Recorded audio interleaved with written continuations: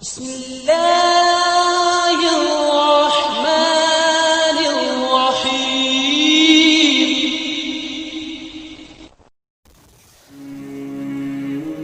السلام علیکم ورحمۃ اللہ وبرکاتہ۔ میرا نام عمر فاروق اور آپ دینی معلومات یوٹیوب چینل دیکھ رہے ہیں۔ امید ہے کہ سب بھائی خیریت سے ہوں گے۔ میری پچھلی ویڈیو کی طرح انشاءاللہ یہ ویڈیو بھی آپ کو بہت ہی پسند آئے گی۔ اس ویڈیو کو آپ مکمل دیکھا کریں۔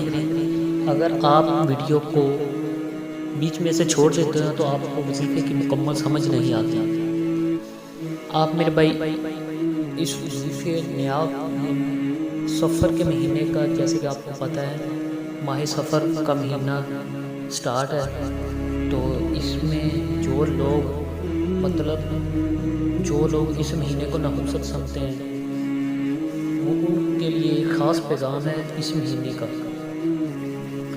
اس مہینے میں کیا کیا چیزیں کرنی چاہیے؟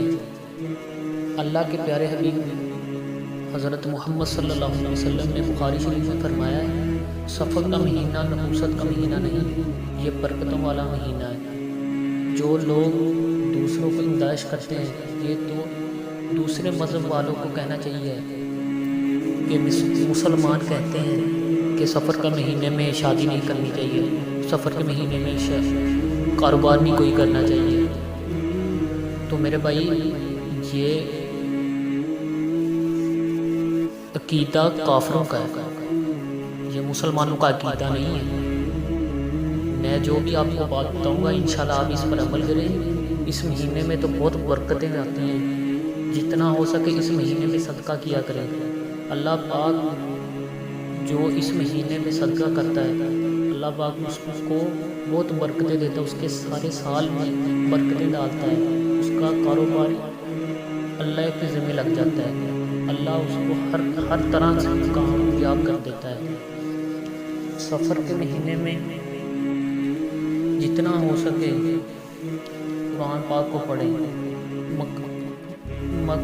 مطلب کہ آپ سارا سال ہی پڑھیں، قرآن پاک کو ضرور پڑھیں۔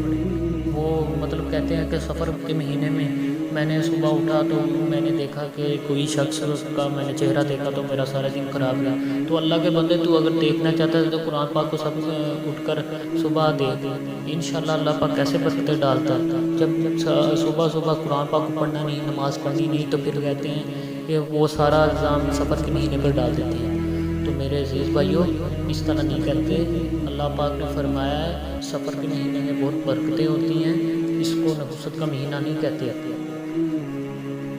تو میری آپ سے گزارش ہے کہ میرے چینل دینی معلومات کو ضرور سبسکرائب کر دیں بھائی، اور ساتھ بیل آئیکن کو دبا دیں کہ مزید اچھی ویڈیو آپ کو جلد سے جلد مل سکیں۔ اور مجھے اجازت دیں نیو اس طرح کی ویڈیو بنانے کے لیے۔ السلام علیکم ورحمۃ اللہ وبرکاتہ۔